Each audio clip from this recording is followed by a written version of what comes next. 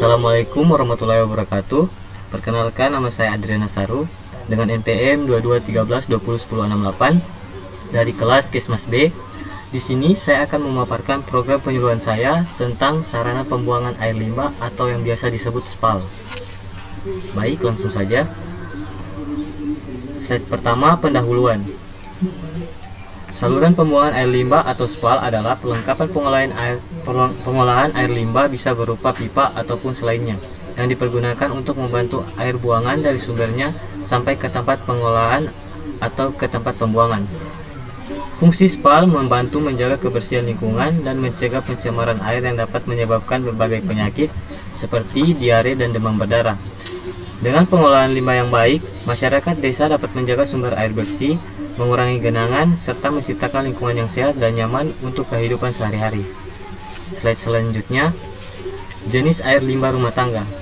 Yang pertama, limbah air kotoran atau black water, merupakan air limbah yang berasal dari toilet atau septic tank yang mengandung kotoran manusia dan berpotensi menyebarkan penyakit.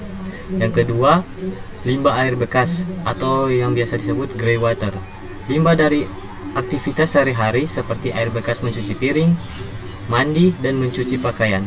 Meskipun terlihat lebih bersih, grey water tetap dapat mencemari lingkungan jika tidak dikelola dengan baik.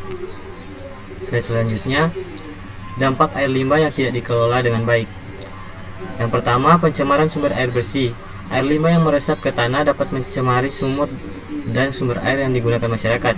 Yang kedua, penyebaran penyakit. Limbah yang tidak dikelola memicu penyakit seperti diare, kolera, tifus, dan infeksi kulit. Yang ketiga, bau tak sedap dan polusi lingkungan.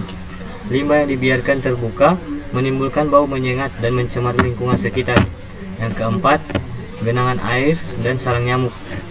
Genangan air dan limbah menjadi tempat berkembang biak nyamuk yang dapat menyebabkan demam berdarah. Slide selanjutnya, manfaat SPAL yang baik dan benar. Yang pertama itu mencegah pencemaran lingkungan. SPAL membantu mengelola limbah rumah tangga agar tidak mencemari tanah, sumber air bersih, dan udara di sekitar pemukiman. Yang kedua, menjaga kesehatan masyarakat. Dengan pengolahan limbah yang baik, risiko penyebaran penyakit seperti diare, kolera, tifus, dan demam berdarah dapat berkurang sehingga masyarakat lebih sehat. Yang ketiga, mengurangi genangan air. SPAL mencegah air limbah tergenang di sekitar rumah. Genangan ini sering menjadi tempat berkembang biak nyamuk yang dapat menularkan penyakit seperti malaria dan demam berdarah. Slide selanjutnya, cara membuat SPAL sederhana di rumah. Yang pertama itu pembuatan saluran. Buat saluran air limbah menggunakan pipa atau parit kecil yang mengalir dari sumber limbah ke tempat resapan. Yang kedua, arah saluran. Pastikan saluran air limbah mengarah ke tempat resapan atau kolam penampung untuk mencegah genangan. Yang ketiga, pengolahan limbah padat. Hindari membuang limbah padat ke dalam saluran untuk menjaga kelancaran aliran dan mencegah penyumbatan. Yang keempat, pemeliharaan rutin. Lakukan pemeriksaan dan pembersihan saluran secara rutin untuk memastikan saluran tetap bersih dan berfungsi dengan baik. Slide yang selanjutnya, peran masyarakat dalam pengolahan SPAL. Yang pertama itu edukasi dan kesadaran. Masyarakat perlu mendapatkan edukasi mengenai pentingnya pengolahan air limbah yang baik untuk kesehatan lingkungan. Yang kedua, keterlibatan dalam pengambilan keputusan. Masyarakat seharusnya dilibatkan dalam proses pengambilan keputusan terkait kebijakan pengelolaan air limbah di tingkat lokal. Yang ketiga, pengembangan infrastruktur. Masyarakat dapat berkontribusi dalam pengembangan infrastruktur pengolahan air limbah dengan memberikan masukan dan dukungan terhadap proyek-proyek yang ada. Yang keempat, monitoring dan evaluasi.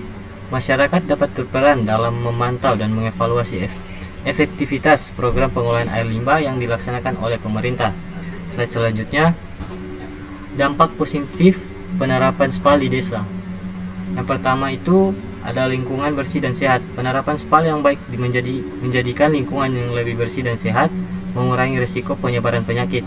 Yang kedua, pengurangan risiko penyakit. SPAL yang efektif membantu mencegah penyebaran penyakit yang dapat ditularkan melalui air yang tercemar. Yang ketiga, peningkatan kualitas hidup. Lingkungan yang bersih menciptakan kenyamanan dan meningkatkan estetika sehingga kualitas hidup masyarakat meningkat.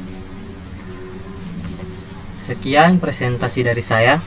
Lebih dan kurangnya saya memohon maaf. Wabillahi taufiq wal hidayah.